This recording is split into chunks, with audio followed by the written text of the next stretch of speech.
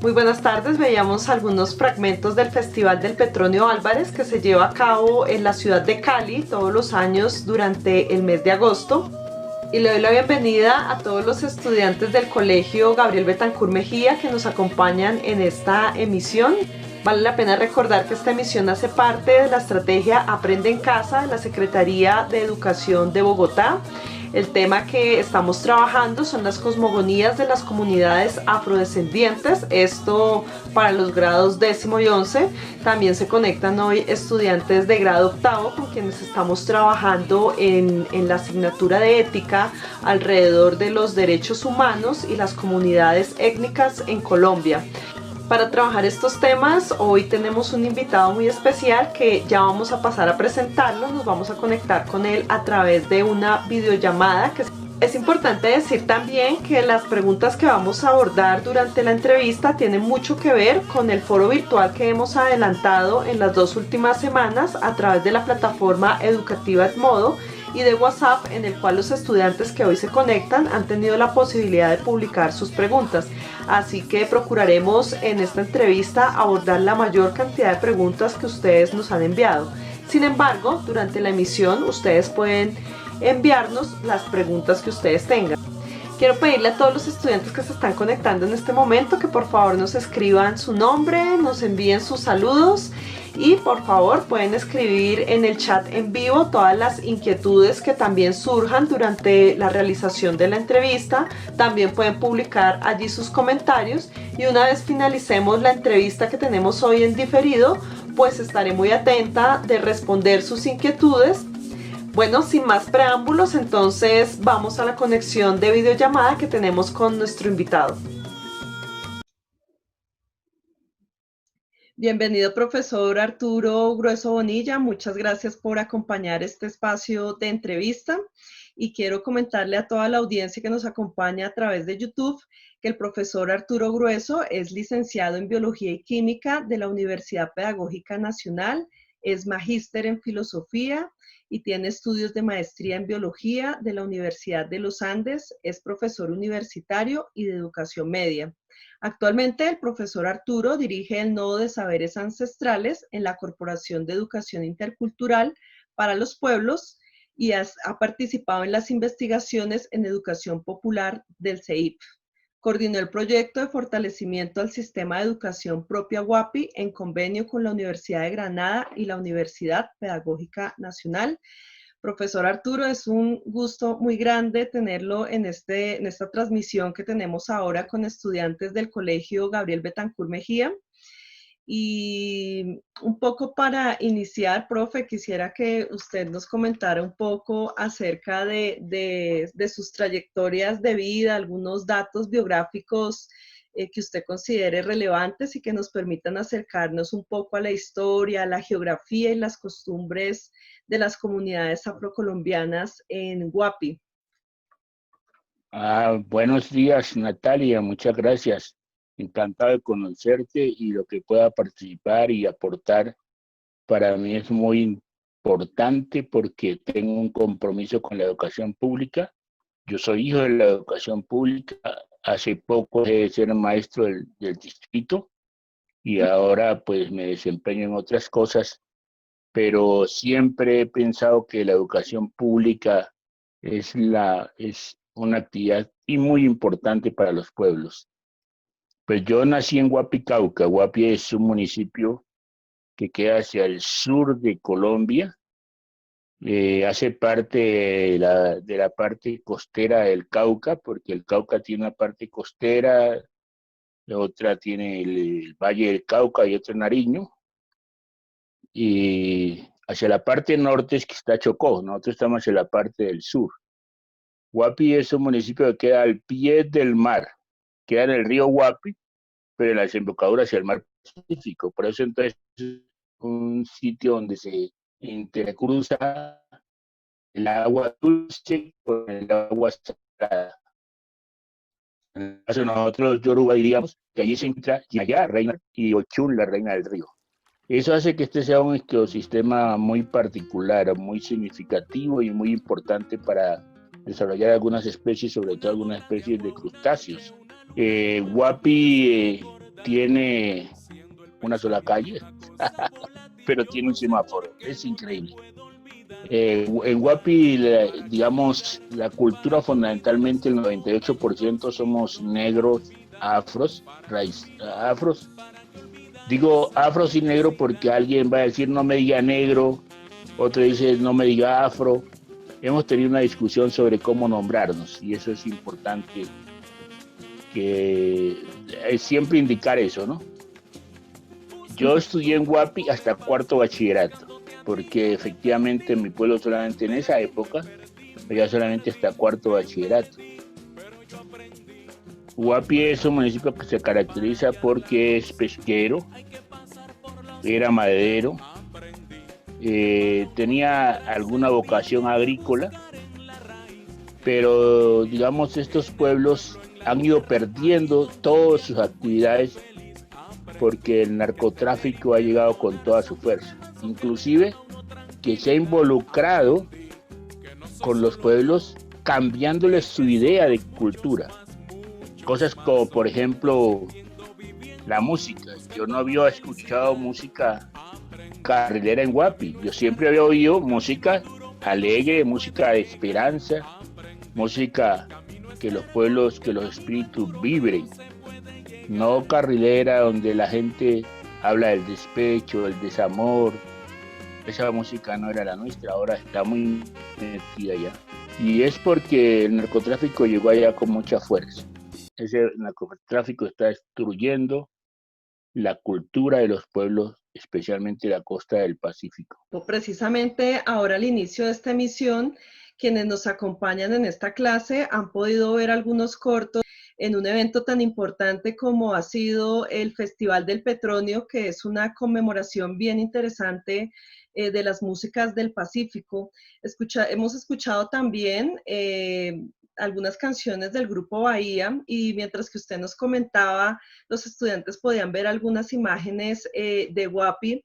Entonces, qué interesante que usted nos pueda contar un poquito en qué momento se da este cambio, porque bueno, personalmente he tenido el gusto de estar en conciertos y en presentaciones de estos grupos y estos sonidos de marimba que son tan especiales y que tienen todo que ver con la historia de los pueblos afrodescendientes. Yo creo que fundamentalmente el narcotráfico entra en la costa del Pacífico en la década del 90 y entra con toda su fuerza porque al ser desplazado de la parte andina por las fumigaciones, pues llegaron al Pacífico y ya se asentaron.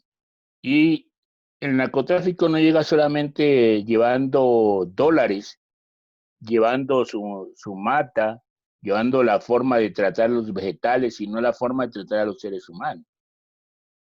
Desde ese punto de vista, entonces, que ellos llegan imponiendo su ritmo y su música. Eso no quiere decir que nosotros no hacemos resistencia. La resistencia la hacen estos grupos que tú indicabas. La hace Herencia de Timbiquí, la hace Bahía. En Guapi, por ejemplo, es increíble, pero antes del petróleo, cuando van a hacer el concurso de petróleo, la gente dice, vamos a participar en el concurso, vamos a ver qué grupos van, y en menos de 3 meses tienen organizados 40 grupos musicales.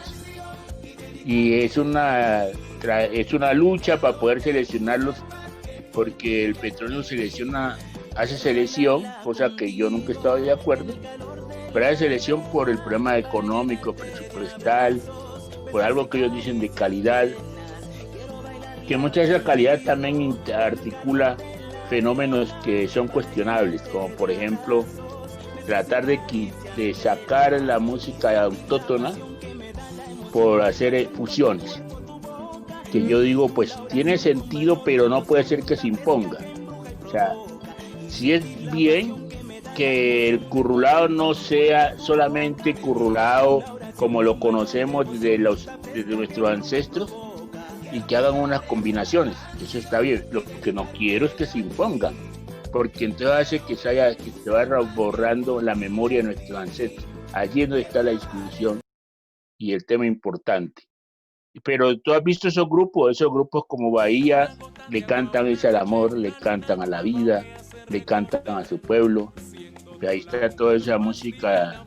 ¿Se acuerda el disco tan bonito de Bahía, cuando va a Guapi y canta desde Guapi, y después cuando uno pregunta que por qué está cantando desde Guapi, él dice, no, es que yo vine acá a Guapi a componer esta canción, y porque todos tenemos la idea que cuando regresamos a nuestras raíces nos encontramos con los nuestros y cogemos fuerza.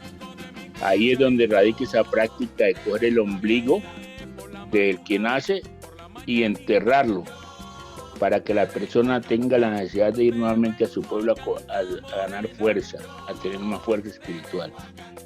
Y ahí hay muchas canciones de Bahía que están contando eso. También creo que has oído a muchos cantantes, que nosotros mucha gente inclusive ha encontrado la salida de esta crisis por la vía de la música, porque la música son como cuentos. Sin embargo, pues cuando yo voy al centro de mercado en Guapi, uno oye mucho ranchera, oye mucha carrilera, y entonces yo me digo, pero no es posible. Imagínate que una vez yo fui a Guapi hace 2 años, estuve en un velorio en Guapi, y yo me paré en el velorio porque sé que estaban cantando música de Julio Jaramillo.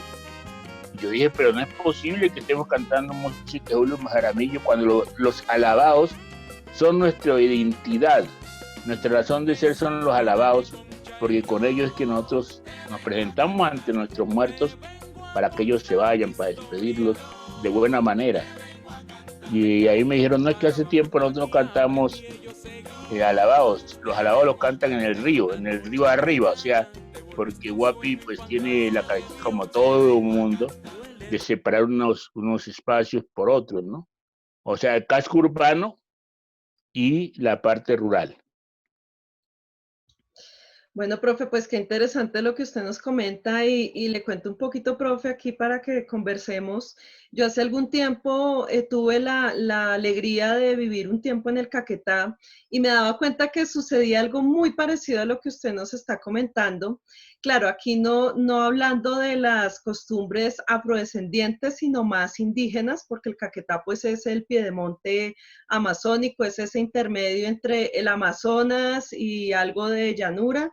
Entonces es un espacio como intermedio, pero donde inicialmente se tenía más unas costumbres más indígenas y entonces en este momento también quienes son agentes culturales en el Caquetá tienen toda una discusión alrededor de esto y es que después de todo lo que sucedió en la historia de Colombia con el narcotráfico, es como si todas estas músicas hubieran tomado un lugar dentro de la cultura y entonces muchas de las costumbres colombianas que tienen que ver más con lo indígena y con lo que es más nuestras raíces se han ido perdiendo, entonces quienes intentan rescatarlos se encuentran frente a toda una, todo un proceso de volver a retomar nuestras raíces, precisamente porque lamentablemente estos movimientos del narcotráfico han implantado esas otras músicas que efectivamente no tienen mucho que ver con nuestras raíces y que efectivamente sus mensajes también son otros, ¿no? Cuando nosotros escuchamos música que es más indígena, más afro, pues nos encontramos con unos mensajes que nos conectan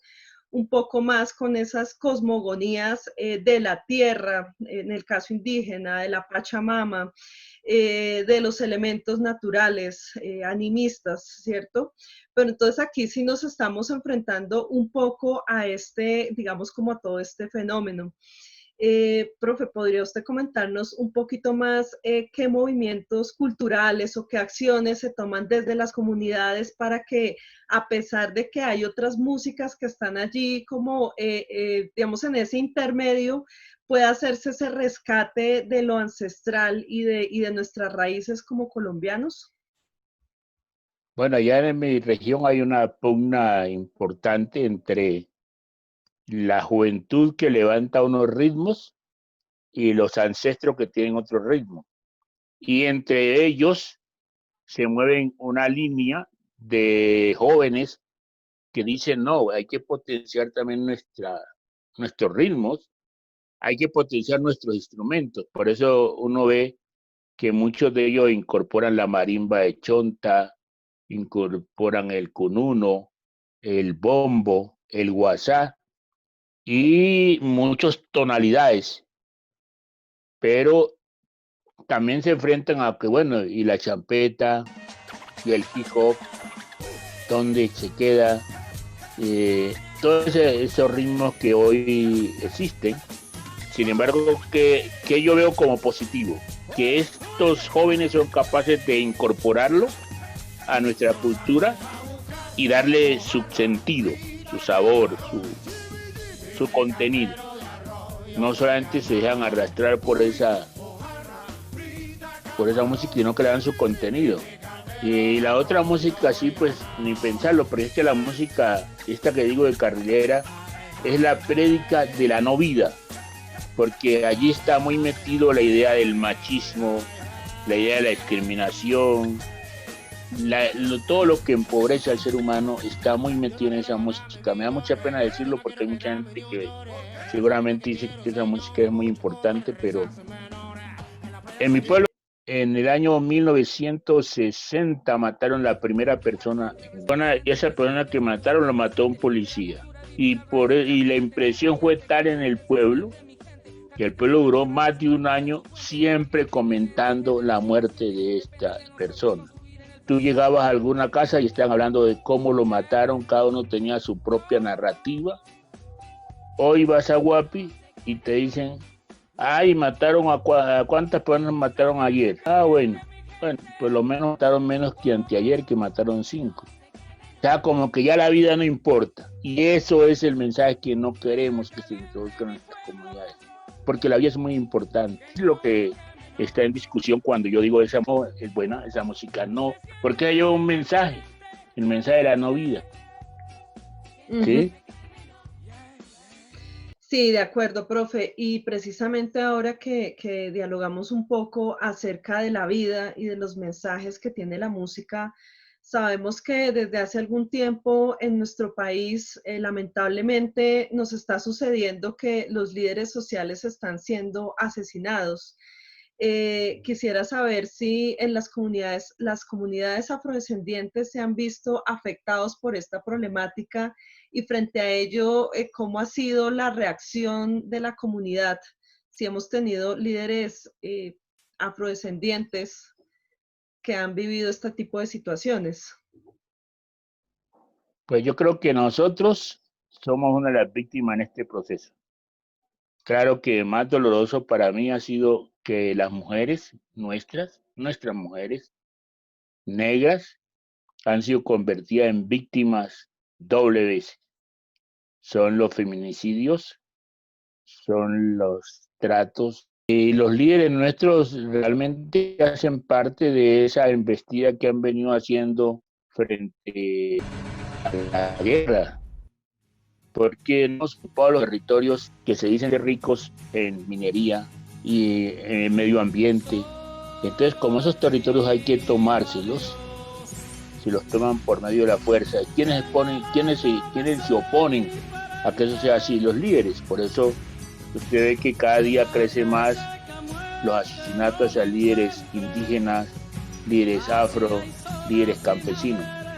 Esta gente que es parte de nosotros, en nuestra vida, son los que están asesinando. Ya en este gobierno de Duque ya llevan 500 líderes asesinados, y esos 500 líderes asesinados, puedo asegurar que un 30% corresponde a indígenas, un 25% corresponde a afros, y los otros van a corresponder a otros pueblos, a otras comunidades.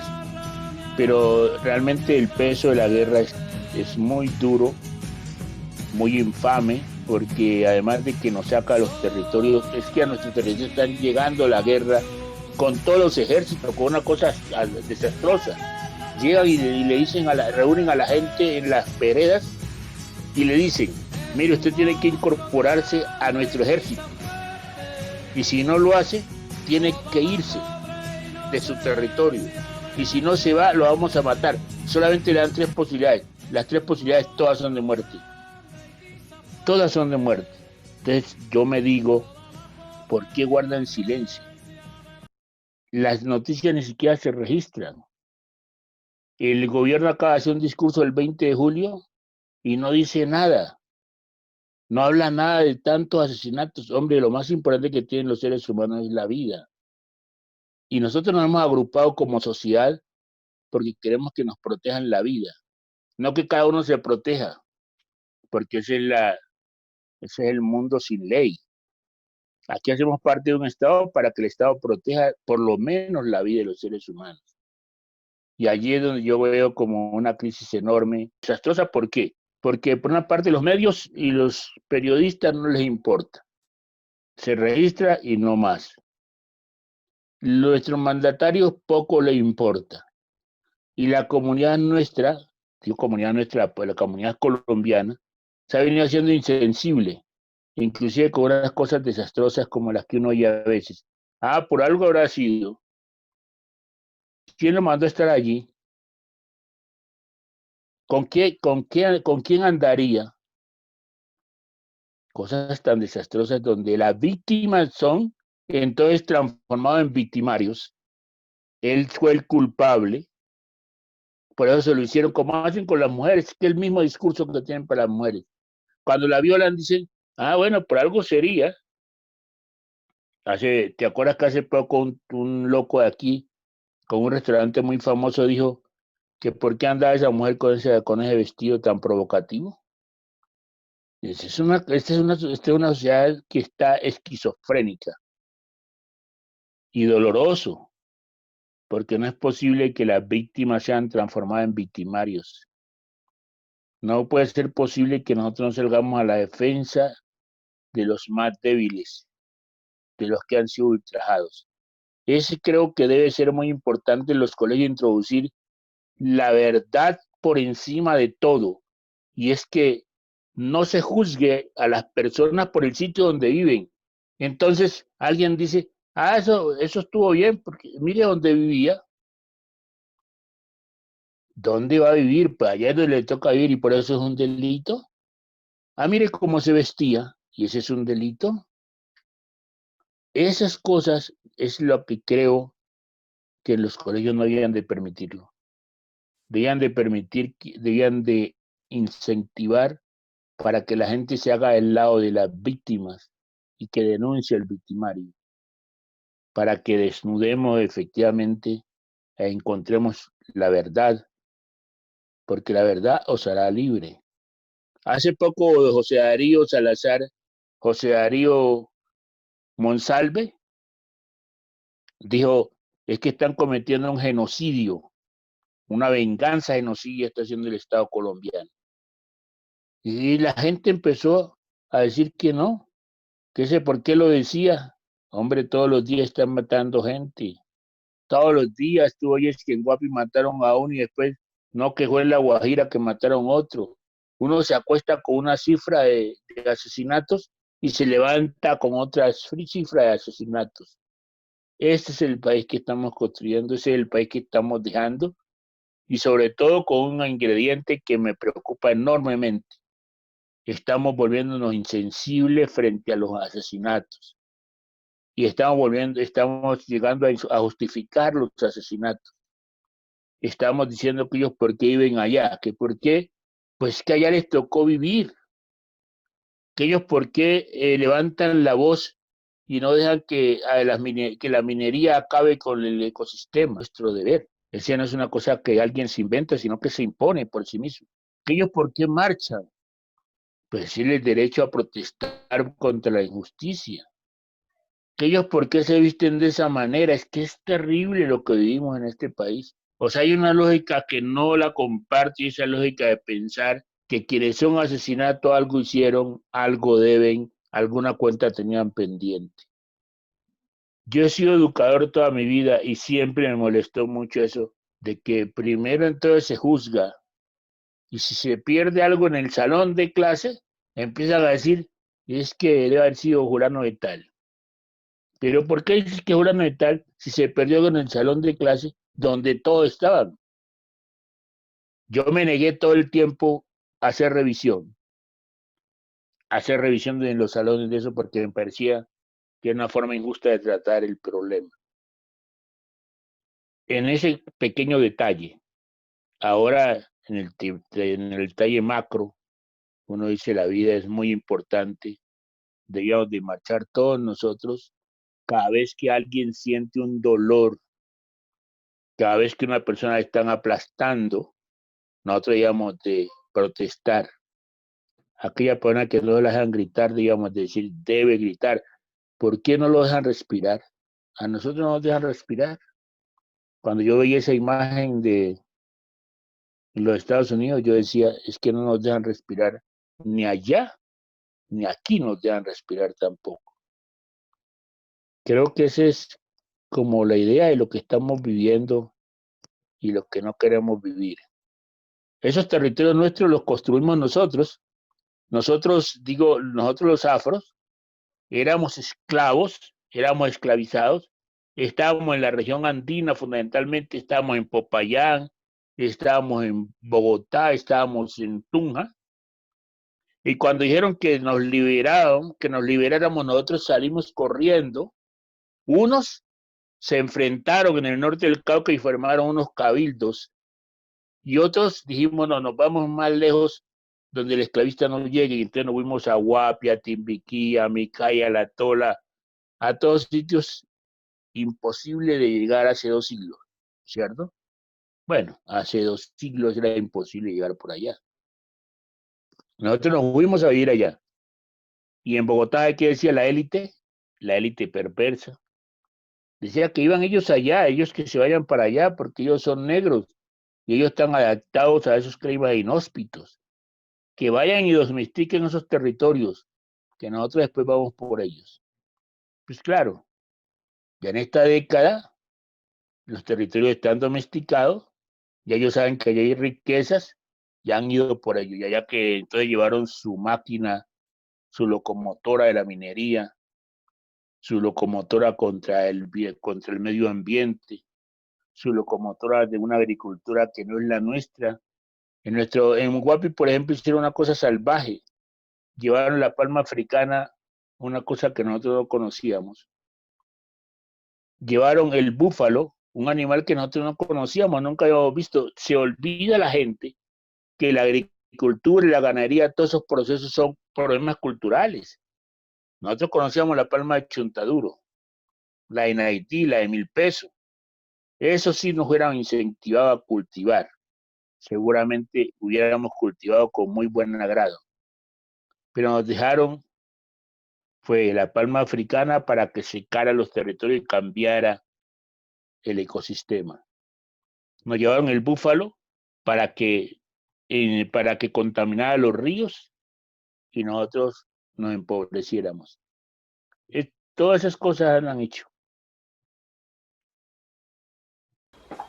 Bueno, tal como les comentaba al inicio de esta emisión, esta videollamada que tenemos con el profesor Arturo Grueso es en diferido, pero vamos a ir comentando algunos aspectos, y es que en esta primera parte creo que el profesor Arturo nos ha hecho un recorrido bastante amplio acerca de la situación de los pueblos afrodescendientes en este momento. También un poco acerca de la situación de las expresiones culturales, folclóricas y musicales en estas zonas de Colombia.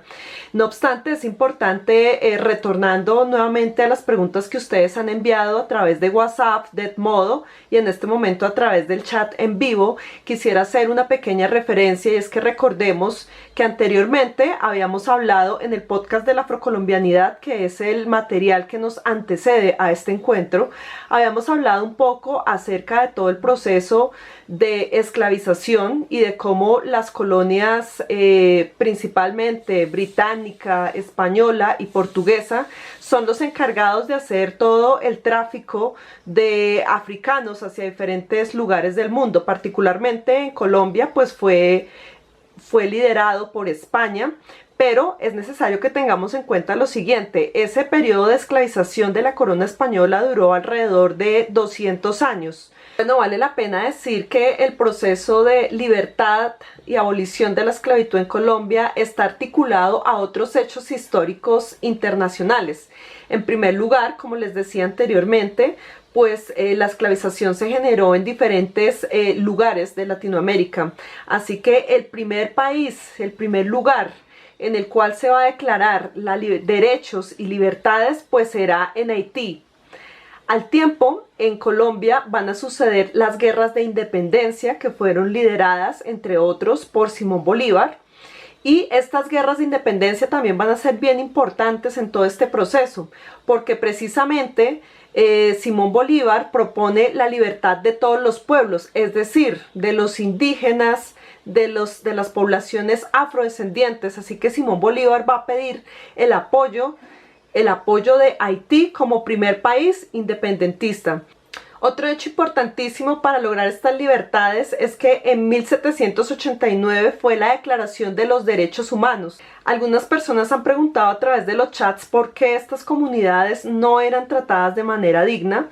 Pues bueno, vale la pena decir que la Declaración de los Derechos Humanos se da en 1789. Antes de la declaración, pues la visión que se tenía acerca de los africanos es que eran personas que ni siquiera tenían alma. Así que al ser tratados como objetos, esclavos, pues no se les daba un estatuto de persona. Así que fue necesario adquirir un estatuto de persona a partir de los derechos humanos para que pudiéramos realmente empezar a hablar de libertades para estos pueblos. Bien, otro hecho bien importante en todo este proceso es entender también de qué países fueron tomados los esclavos africanos, a qué lugares fueron llevados y cómo esa mezcla de culturas se va a generar allí. Así que antes de continuar con nuestra videollamada en diferido, vamos a hacer un vistazo sobre Maps para identificar un poco los lugares geográficos de los cuales fueron tomados los africanos.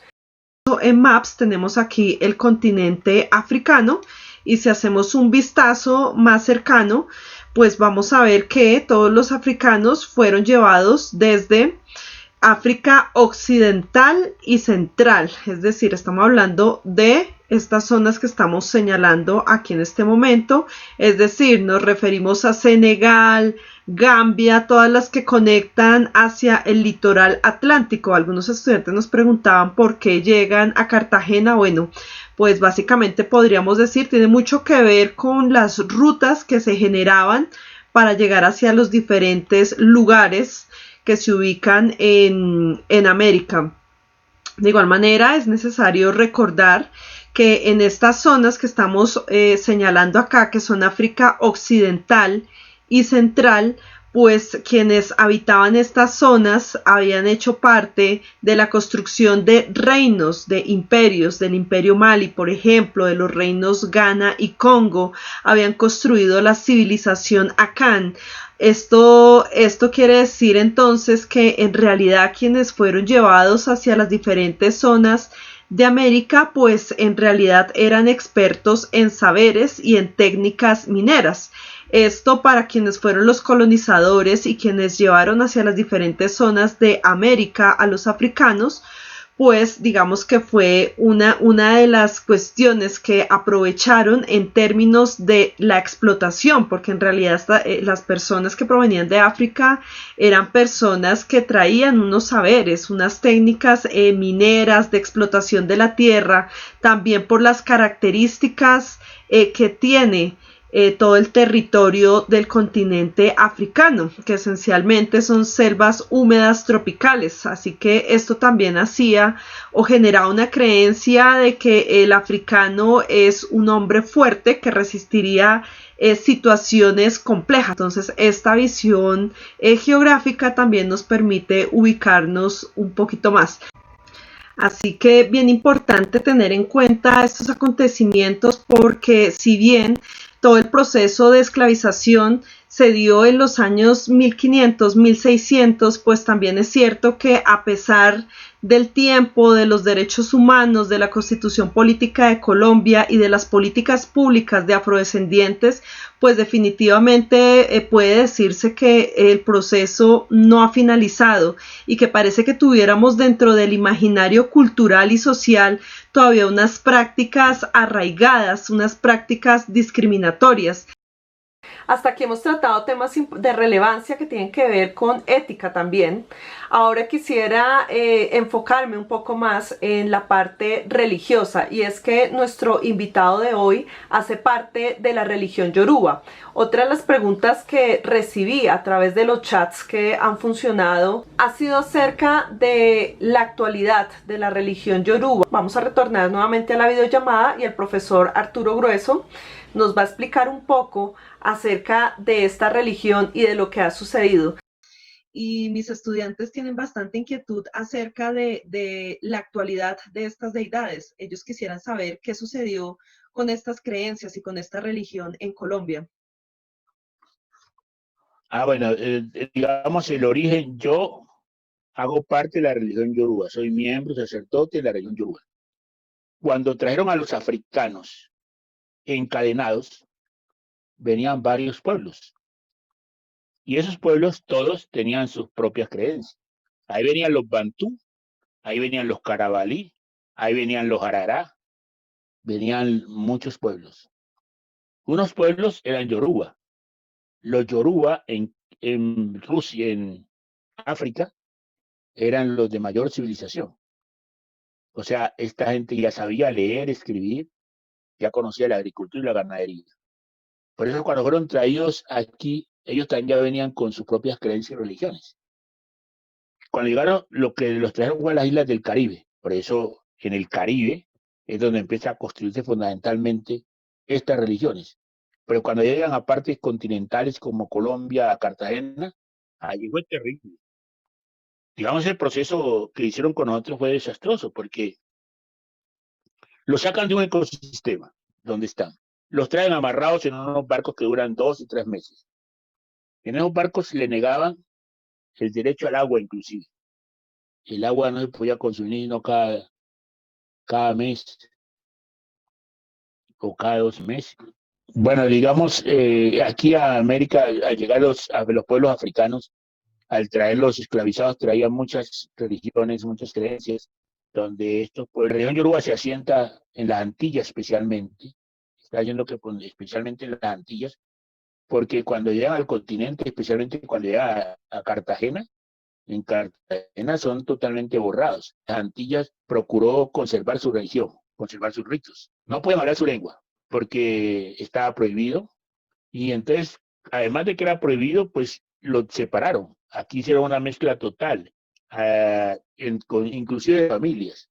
Por ejemplo, padres que venían con sus hijos, a los padres los dejaban de una parte y a los hijos los mandaban para otra. Lo bonito de ellos es que todos empezaron a decir, nosotros tenemos que protegernos. Y nosotros tenemos nuestros dioses que nos protegen. Tenemos que volver, pero con una piel tersa, muy hermosa. Pero me decían que era una lavandera. De Jesús, me decían que era un africano. Y yo dije, pero Jesús no puede ser de ese color, porque es africano. Seguramente no debe ser negro como yo, pero es africano. Y María no puede ser como me la pintan. porque María es una mujer lavadora, y y las mujeres que lavan en mi pueblo en el río tienen la piel quemada, las manos las tienen llenas de resecas, porque lavar implica eso. Pero algo más, me dije, esta religión existió hace 6.000 años atrás, primero que la religión católica, porque yo tengo que, y esta religión nace en los pueblos nuestros, porque yo tengo que ser católico, entonces me volví.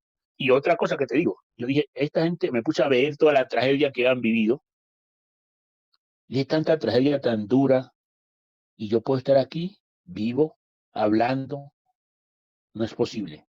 Esta gente tenía algo más que tener fuerza, algo más que ser fuerte frente al sol, frente a las inclemencias, tenía algo más, y entonces cuando encuentro que hay una vida espiritual, religiosa que ellos llevan, que les da esa fortaleza. Por eso me acerco allá, y esta es una religión esencialmente, fundamentalmente, es una religión ambientalista. Para que el ser humano exista, tiene que guardar una relación armónica con su naturaleza, con sus dioses. Si eso hubiera ocurrido, ¿no es cierto? Si nos fuéramos metido eso a la cabeza y hubiéramos hecho esas prácticas todos, hoy no tendríamos problema de calentamiento global, creo yo. Ni estaríamos preocupados porque el sol va a desaparecer. Ni estaríamos preocupados porque no va a haber agua. Ni estaríamos preocupados porque dentro de poco las guerras no van a ser por el petróleo, sino por el agua. Ni estaríamos preocupados porque van a faltar alimentos. Estaríamos, o sea, teníamos un goce pleno. Yo soy, o sea, no concibe al ser humano como individuo separado de la relación con los otros. No ser humano sin pensar en que existen otros seres humanos. Cuando yo me consagré como sacerdote, Orula, el Padre Nuestro, el que maneja la adivinación, me preguntó, ¿a qué has venido? Yo dije, vine por mi bienestar, por el bienestar de mi familia, por el bienestar de la sociedad. Sin estas tres dimensiones no hay bienestar. O sea, yo no puedo pretender por un bienestar del cual yo no disfruto, del cual no disfruto mi familia, del cual no disfruta la sociedad. Esa es la esencia de esta religión. Además de su esencia, pues están una cantidad de prácticas religiosas, creer que es necesario despedir a los muertos y que los muertos convocan, que hay que ir allá, que hay que cantarles, que hay que bailar, que hay que despedirlos con alegría, con el convencimiento de que cuando una persona se muere, en un tiempo que esa persona se muere, se ha muerto su cuerpo, seguramente su mente, pero su espíritu queda vivo. Y su espíritu tiene un tiempo para poderse despedir. Por eso que hace la novena. Porque no es que yo me muero y de una vez mi espíritu se va. Mi espíritu hay que despedirlo. Que fuera, qué bueno que tú se va a ir a trascender otros caminos, pero también nosotros tenemos en nuestra religión la creencia, ellos cuando se van, también se quedan protegiéndonos a nuestros muertos, nuestros ancestros. Yo voy a hacer una ceremonia cualquiera que sea, primero le doy conocimiento a nuestros muertos, porque los muertos, decimos nosotros, paren el santo. O sea, para poder ya haber sido Oricha, tuvo que haber muerto. Por eso decimos el muerto para el santo. Después entonces seguimos un orden, y es que le damos conocimiento de comer a el Eguá, porque el Eguá es el que abre los caminos y cierra los caminos. Y luego es que vamos a donde nuestro santo. A mí me protege Okú y Oyá. Y cuando yo me pongo a mirar mi trascender por la vida, el camino de mi vida, he hecho el camino que Ogún me ha trazado. Y cuando yo he visto cómo me he salvado de la muerte, he hecho el camino que Oyá me ha protegido. He encontrado en Oyá mi protección. Y cuando Lofi es el gran creador, el gran universo, le dio a Yemayá, le dio el mar, a Ochul le dio el río, ya la tierra se la había entregado a Orichadoco y a Guatalá, y entonces Ollá, ¿con qué se queda? Entonces le da Ollá el cementerio. Ese, digamos, toda esa, una religión muy importante y muy significativa, porque también es la religión de la medicina. Por eso generalmente le dice que estés bien de salud, porque ellos tienen las plantas para hacerse baños, y los baños van apuntando hacia resolver problemas espirituales, para que la suerte me cambie, dice a la persona.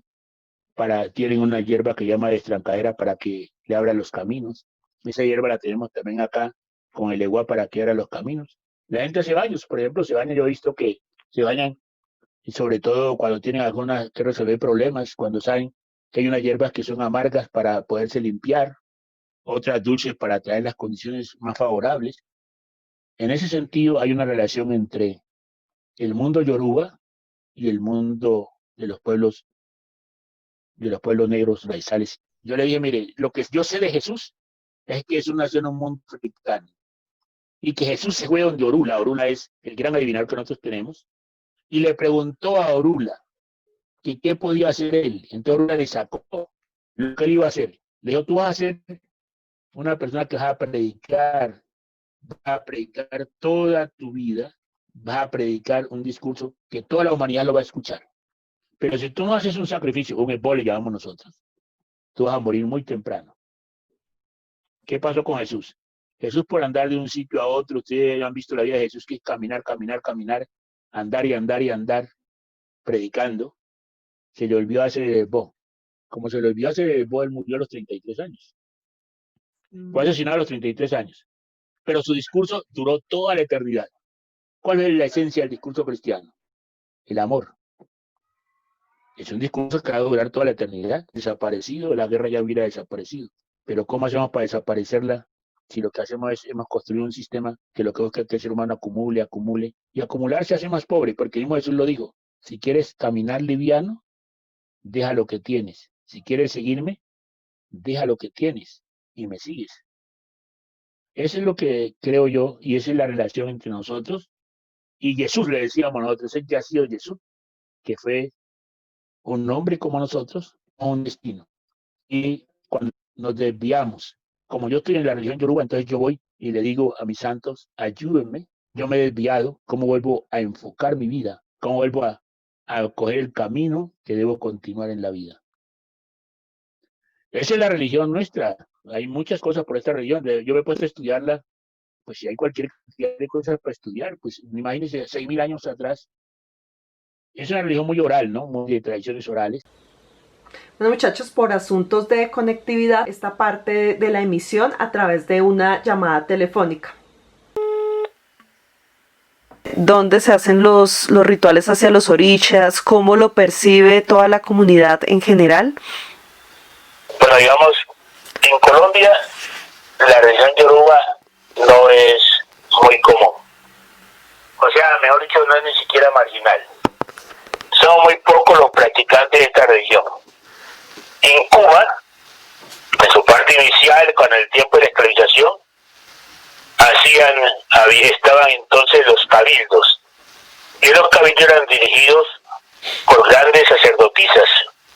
Esos cabildos son muy famosos porque ahí estaban las grandes sacerdotisas y allí en los cabildos se hacían las ceremonias. Después entonces, con el proceso de independencia, de conquista y luego de independencia, pues estas prácticas pasaron a ser prácticas rituales perseguidas. Y esta es una religión perseguida. En Cuba mismo la gente la practicaba muy en secreto. Entonces esta no ha tenido como un sitio donde uno diga, voy a ir allá a hacer mis sacrificios, a hacer mis rituales.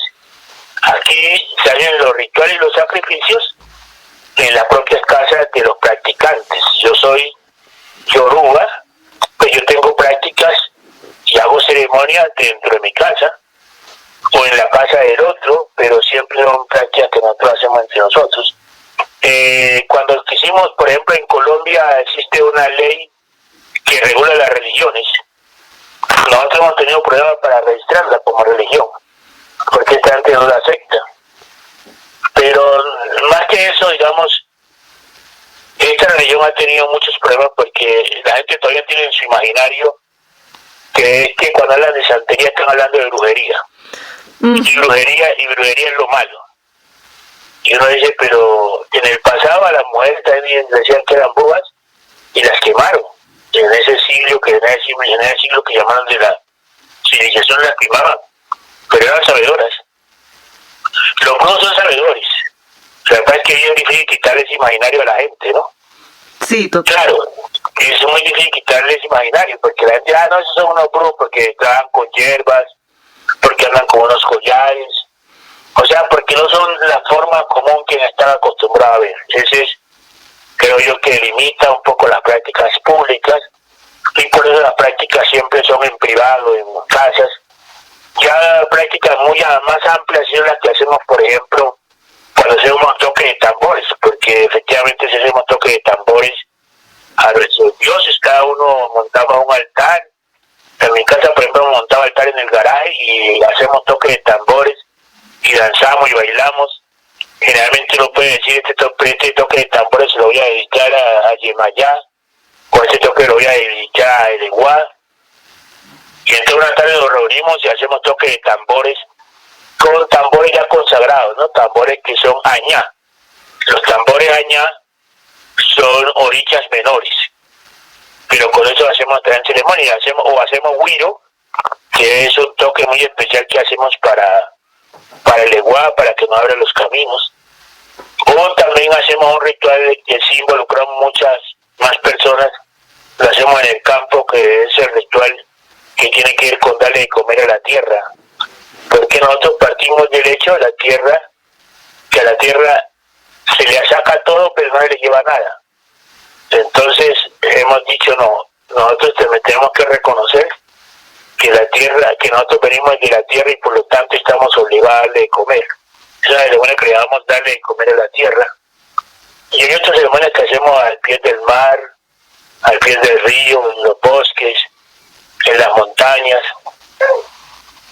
Pero no tenemos un templo, un sitio donde la gente diga voy a ir allá. No, eso no lo tenemos, y no lo tenemos porque no es nuestro propósito. O sea, en cierta medida fuimos perseguidos, y si fuimos perseguidos pues no lo tenemos. Y ahora hemos venido pensando que religión debe ser un acto muy íntimo. La persona decide ligarse a. Yo decidí ligarme a mis orichas, a buscar en ellos mi protección, en buscar en ellos como un camino, en buscar en ellos una mejor forma de ser humano. Y a partir de ahí me volví mejor ser humano. Y he venido tratando de seguir las enseñanzas de ellos para ser cada vez mejor ser humano. Esas son decisiones muy íntimas. Digamos que no necesitan que alguien me predique, me diga, sino que yo voy asumiendo en mi interior la necesidad de caminar, y de caminar primero como persona, luego como ser social, familiar. Creo que eso es como lo que interesa aquí. Y tenemos múltiples rituales, cantidades de rituales. Tenemos que, digamos, esta región es tan rica que, por ejemplo, tiene rituales para todas las cosas que se le ocurran a una persona. Por ejemplo, para enfermedades tiene determinado tipo de rituales. Tiene oraciones, tiene cantos. Nosotros tenemos más de 3.000 cantos para nuestros orichas. Bueno, 3.000 es lo que yo he oído, pero deben haber más.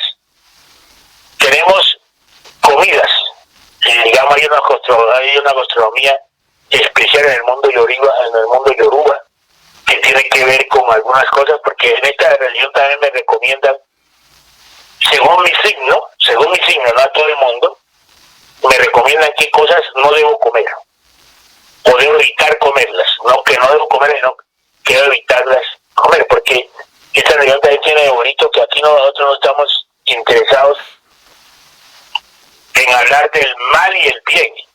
Nosotros hablamos aquí de que debo evitar comer tal cosa, ¿cierto? No porque sea mala en sí, sino que debo evitarla para tener un mejor comportamiento frente a la vida.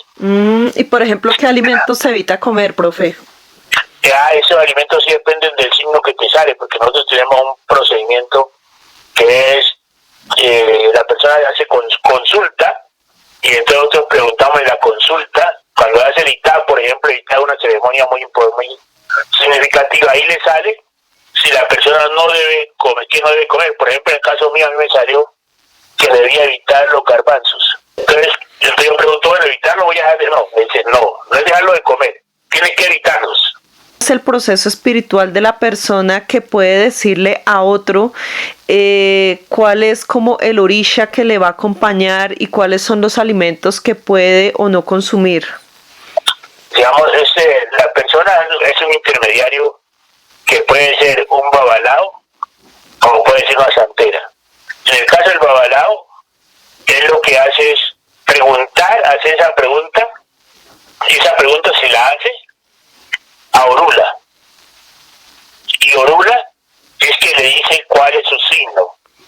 y cuál es su santo que lo acompaña. ¿A partir de qué? A partir de un instrumento que llamamos école, que es que tiramos el école, y al tirar ese instrumento, en ese instrumento salen signos, que son signos de lo que están hablando de la persona. ¿Desde cuándo usted recuerda haber iniciado estas prácticas hacia los diferentes orishas? ¿Desde su infancia? ¿Tiene que ver como con sus padres, con su familia? ¿O cómo inicia usted en la religión yoruba? No, yo mi religión yoruba sí la cojo tardíamente, porque yo en mi pueblo pues era católico, apostólico, no romano porque yo guapireño. Y durante mucho tiempo, entonces ya cuando estuve en la universidad, pues era un poco cristiano, un poco católico, pero ya le manifesté que llegó un momento en que no me sentía llamado a ser católico, ni a ser cristiano, por las cosas que ya les manifesté. Yo dije, pero aquí hay algo que no cuadra, algo que no encuadra, y entonces cuando empiezo a buscar, bueno, ¿cuáles eran las religiones de mis ancestros? ¿Cuáles eran las religiones de mis ancestros? Y cuando hablo de mis ancestros del mundo africano, y es cuando yo encuentro el mundo de los yorubas. Yo no llevo más de 10 años en este mundo yoruba. Prácticamente yo estoy empezando en esta religión. ¿Cómo ven las nuevas generaciones estas creencias y qué procesos se viven, por ejemplo, al interior de las escuelas para seguir la transmisión de la cultura afrodescendiente? Bueno, nosotros aquí en Colombia hemos visto que esta religión ha venido creciendo, claro, al margen.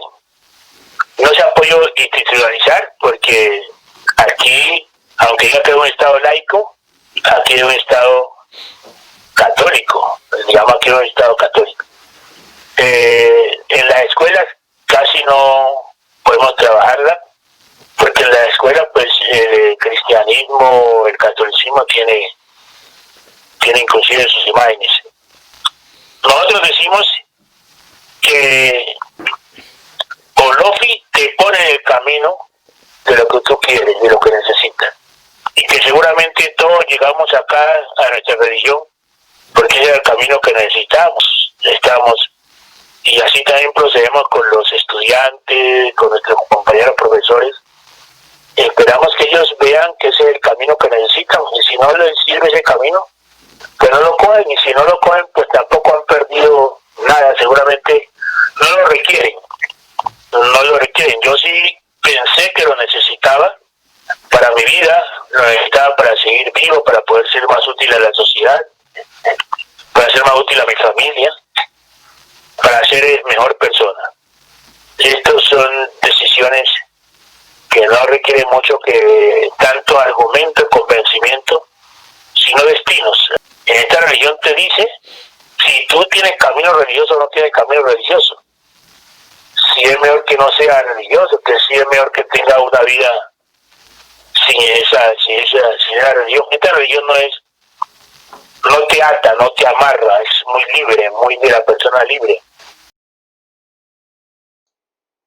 Bueno, la transmisión y la comunicación que se generó con el profesor Arturo Grueso fue en diferido. Sin embargo, quiero dar un agradecimiento muy especial a la participación del profesor. Creo que nos ha ampliado de manera bastante amplia la información acerca de los temas que hemos venido trabajando en clase. Esta entrevista pues fue preparada con base en todas las preguntas que ustedes enviaron a través de WhatsApp y de la plataforma Edmodo, así que también quiero felicitarles por su participación en esta actividad que hemos realizado. Y bueno, algunas preguntas que han quedado más específicas acerca de la esclavización en la actualidad, acerca de los líderes sociales, pues ya les estaré compartiendo de manera más específica alguna información y algunas lecturas en la plataforma Edmodo y en los medios que tenemos dispuestos en este tiempo para realizar las actividades. Así que les agradezco haber acompañado esta emisión hasta el final. Les envío a todos un gran saludo y quiero despedirme en esta emisión con una canción de Herencia de Timbiquí que se llama Amanecer. Amanecer.